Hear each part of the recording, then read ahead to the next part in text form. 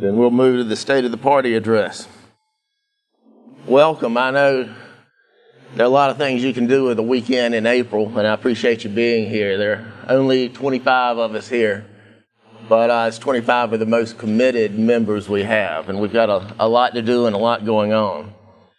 I know that those of you who have worked closely with me over the last couple of years realize I get kind of frustrated at the slow pace at which things frequently move along. Seems like we do the same things over and over sometimes.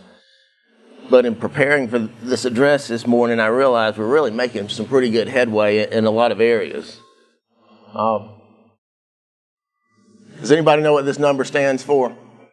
1,153. As of today, if I read my calendar correctly, I've been the chair of the LPNC for 1,153 days. And it's been instructed. I was a political neophyte when I took it on. It's been productive, I think, but most of all, it's been fun. Traveling around the state and talking to people and just doing the job has really been fun, and I appreciate y'all giving me the opportunity to do that. But I hadn't been able to do it without help. This guy on my right here, Brian Irving, he's our communications director. When you're a communications director in a political party, a lot of what you do is like customer service. And it's a full-time job. And Brian has approached his directorship as a full-time job, and I very much appreciate it. He's the kind of guy that's remained passionately committed to this organization, no matter how badly I piss him off. But he's done a fantastic job. And over here on the other end of the spectrum, Ken Pinkowski, I think Ken kind of got on board when we started talking about a strategic plan. And he ended up as chair of the Strategic Planning Committee. You're probably going to hear more than you want to from him in a few minutes. But he's done a fantastic job keeping us focused and directed in the pursuit of this plan. So thank you very much, Ken. And obviously a lot of others I'll mention as we go through. But suffice it to say that the LPNC as an organization is healthy. It's growing, and it's growing in a number of ways that Brad touched on and Ken will touch on again. We're growing in registered number of libertarians in the state. We're growing in the number of people voting libertarian. And we're growing in recognition and party branding. We've still got a lot to do in that last category, but we are making some progress in recognition with the public. And by accomplishing that kind of growth, I think we've done what the Republicans and Democrats are probably most afraid we would ever do. We've learned to reproduce. And it looks like we're pretty good at it. But if you have children, you know that reproduction can be very, very expensive. And as we get into this plan, I ran some numbers, but to suffice it to say, next slide, please. Suffice it to say that when you add up all the money it's going to take to get one member of the General Assembly by 2020, it's going to be somewhere between $4 and $6 million. $4 and $6 million. Obviously, that's not going to come from this group of folks sitting right in here. But that looks like what it would take to actually have an elected member of the NC General Assembly by 2020. And we'll look at those numbers in a little bit before we decide we can't do that and just take a worm's eye view of it. I think when we drill down into these numbers, you'll see where a lot of them will come from and that what's left to us we can actually do. But before we look at the specific numbers, I'd like to talk about the derivation of Project 2020 again. A second. Ken's not very good with IT stuff. But when we started this, I was reluctant, just because I hate strategic plans. Most of the time people call for a strategic plan, they're trying to impose their will and their own ideas on an organization of people, and that's not what we were up to. So in almost right at 2 years ago, in April of 2012, we had a strategic planning meeting at Bryan Park, and a lot of you were there. In addition to our members, we had Jim Lark, our LNC representative. He couldn't be with us today, but we've got Steve Spencer with us. Jim is a great representative for us. He advocates for us, and he sent his regards, but he He just couldn't be here today. He's in Belgium, I think, with the ISIL. And we also had Brett Bajunas here. Brett's the chair of Nevada. Brett is an energy cell and Mr. Ideas. If he can implement 1% of his ideas, he's going to be highly successful. But he has been a great help to me and a resource to me in figuring a lot of this out. So initially, our purpose in Greensboro was to explore as widely and deeply as possible what our potential could be, not only to garner ideas and input from other people, but also to achieve buy-in at the point of rollout. That's where we are now. We've got the plan. Now we need to implement it. And when I was going through the stuff that we did at that Greensboro meeting, I came across these. I remember when I first put up a board with magic markers, Ken Pinkowski looked at me like, man, this old man probably thinks a tablet is a piece of stone with a chisel. Yeah, actually it's the first the first page summarized what we thought we needed to do in order to kick this thing off. Number one was eliminate straight ticket voting. Well, I think our Republican friends have done that for us. Number two, we needed ballot access. And I think the lady holding this piece of paper up achieved that for us. Number three, work with other organizations. We've been doing some of that. You'll see some of that today as folks come around. And number four, debate access. We have a lot of work to do there. Gary Johnson's been at it for 2 years now since his last run, and I don't think our American initiative is making a whole lot of progress. Those are irrelevant. That's all. John made some progress last year. Yes, he did. Yes, he did. But of those goals we identified, we've actually made some accomplishments on them. Thank you, Barbara.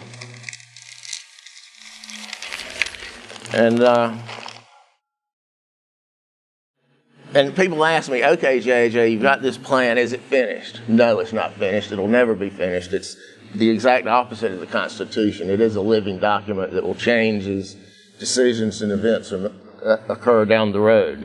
But it has given us opportunity to, if you will, validate the validity of the plan. Can we do this? Is it possible? Yes. If we can raise the money and get the volunteers and get it done, it is possible. But it's also given us the opportunity to recognize the enormity of the task. This is a big job. It's going to be a 6-year job if we all get behind it and try to do it.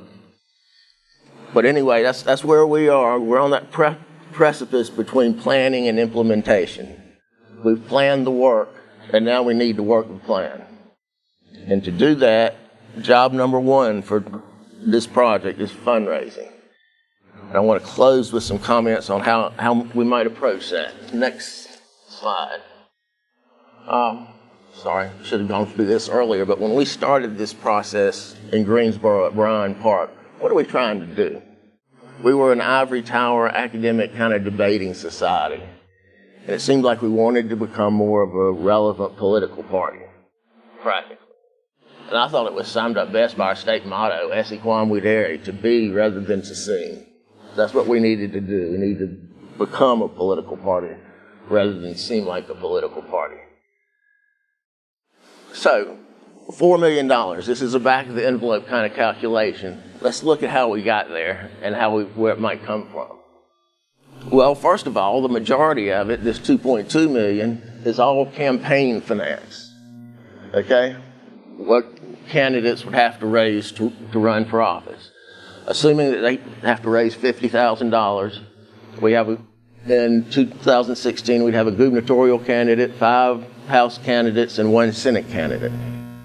That'd be $350,000. Then in 2018, we'd have 10 House candidates and 4 Senate candidates. And then in 2020, 15 House candidates, 8 Senate candidates. See how that works? But I don't think that this party is responsible for raising the money for those candidates. We just need to find candidates that are capable of raising that money themselves. I can make a case up here that maybe we ought to help provide seed money for candidates in targeted, identified districts where we can potentially win. But for the most part, they've got to raise that themselves.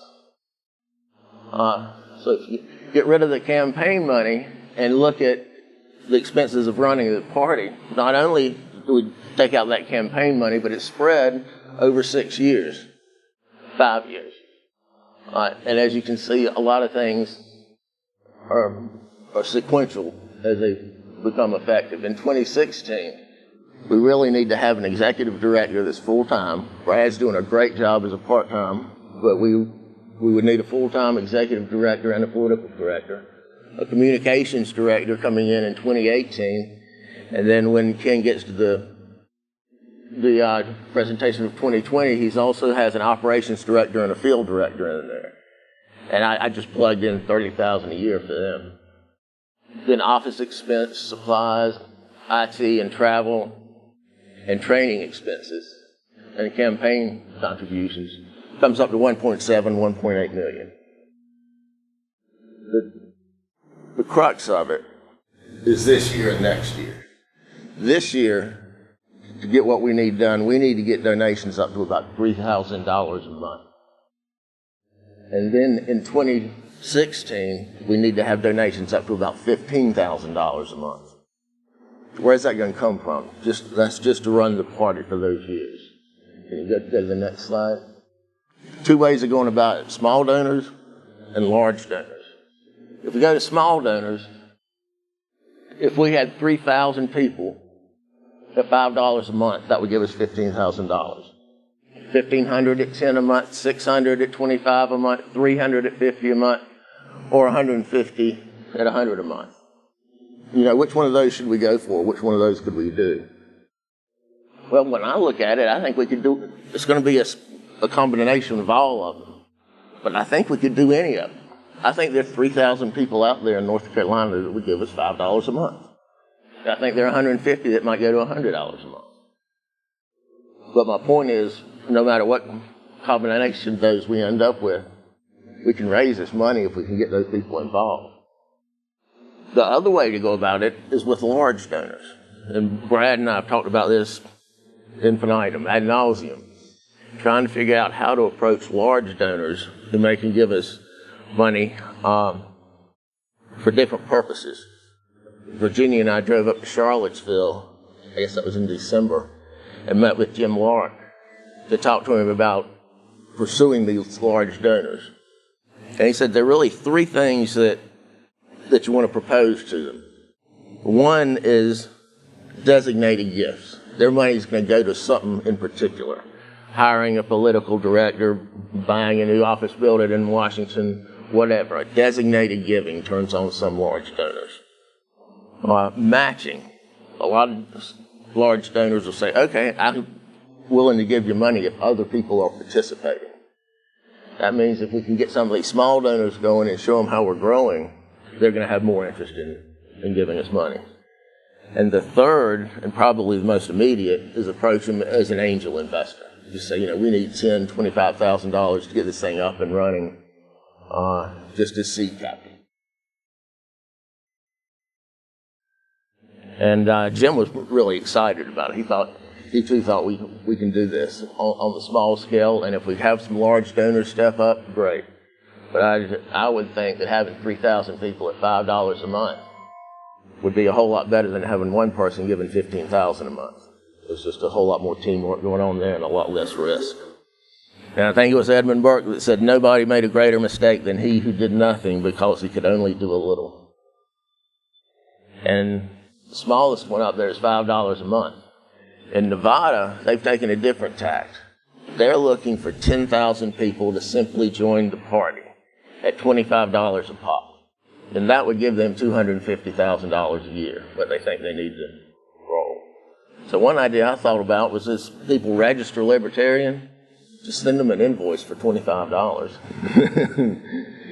After in the small print, they say this is voluntary, but we need more people just joining the party with full membership. Yes, sir. Country of water before you send out invoices. Just an idea. But I think Obama validated this. He had so many people giving $5 a month.